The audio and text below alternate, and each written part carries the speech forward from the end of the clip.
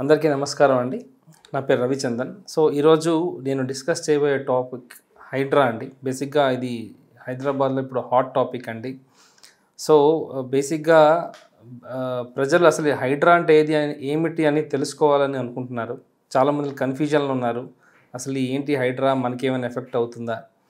So ఎటువంటి వాళ్ళకి problem ఉంటుంది, ఎవరు సేఫ్ సైడ్లో ఉన్నారని చెప్పబోతున్నానండి. First let us know what is Hydra. Hydra అంటే Hyderabad disaster response and assets అండి.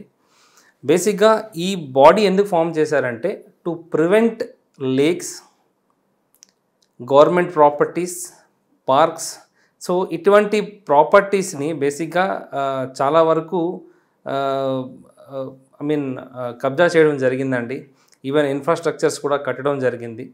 సో దీనికి ప్రొటెక్ట్ చేయాలని ఈ హైడ్రా అనే బాడీని ఇప్పుడు ఫామ్ చేశారు గవర్నమెంట్. సో నాకు తెలిసి ఈ బాడీ ఫామ్ చేసి 3 monthsలో దాదాపుగా 44 acres ల్యాండ్ని వాళ్ళు అంటే ఎన్క్రోచ్మెంట్ అయిన ల్యాండ్ వాళ్ళు ఫౌండ్ చేశారండి. నోటీసెస్ కూడా పంపించారు. Notices through irrigation department, GHMC, ఈ పంచాయతీ రాజ్ త్రూగా చాలా నోటీసెస్ పంపించడం జరిగిందండి. నాకు తెలిసి ఆల్మోస్ట్ ఒక 18 ప్రాపర్టీస్ డిమాలిష్ కూడా చేశారండి.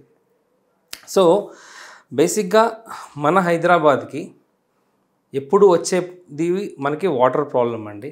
సో మనం ఈ వాటర్ని మనం స్టోర్ చేసుకోవాలి. బేసిక్గా ఇప్పుడు లేక్స్ కానీ కబ్జా చేస్తే మన వాటర్ గట్రా ఎక్కడ ఉంటుంది మనకి. So government has taken a right action అండి.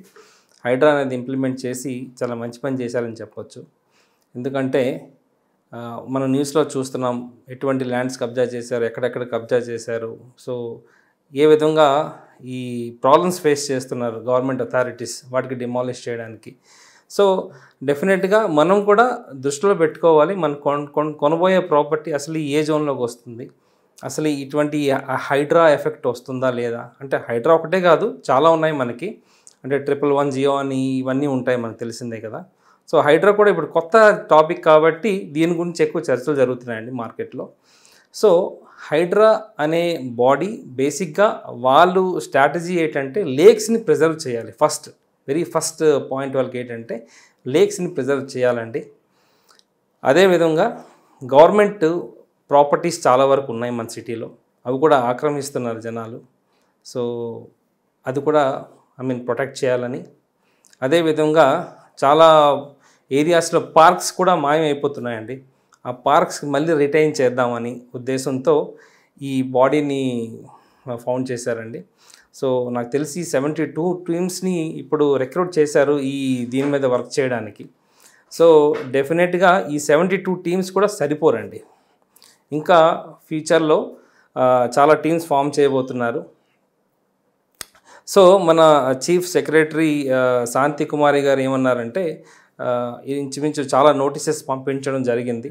సో ఇటువంటి ఎన్క్రోచ్మెంట్స్ చేసిన ప్రాపర్టీస్, ఇన్ఫ్రాస్ట్రక్చర్స్ చాలా వరకు కట్టారు కదండి. సో ఈ ఎఫ్టిఎల్ లేక్ జోన్స్, అది కాకుండా పార్క్స్, ఈవెన్ ఇరిగేషన్ డిపార్ట్మెంట్కి ల్యాండ్స్కి దగ్గరలో ఉన్న ఎనీ ఇల్లీగల్ కన్స్ట్రక్షన్స్ జరిగిన వాటికి ఆల్రెడీ నోటీసెస్ పంపించారండి. డెఫినెట్గా వాళ్ళకి టైం ఇస్తారండి. డెఫినెట్గా ఆ టైంలో వాళ్ళు డిమాలిష్ చేస్తారు. సో మనం కూడా కొనే ముందు properties we should be red alert. మనం తీసుకున్న ప్రాపర్టీ ఎటువంటి ప్రాపర్టీ, అసలు లేక్ దగ్గర వస్తుందా, అసలు ఇక్కడ మనం బేసిక్గా ప్రాపర్టీ చూసి కొనేస్తాం కానీ అసలు ఆ ప్రాపర్టీ గత 50 years 30 years హిస్టరీ అనేది చూడవలసి వస్తుందండి మనకి. అసలు ఫ్యూచర్లో ఏముండేది, పాస్ట్లో ఏముండేది ఇక్కడ.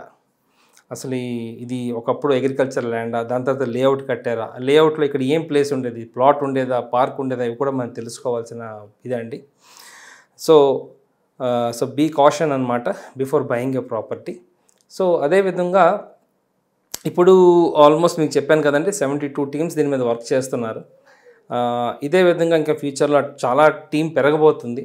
ప్రస్తుతానికి హైడ్రా అనే బాడీ ఓన్లీ ఈ ఓఆర్ఆర్కి మాత్రమే పరిమితం.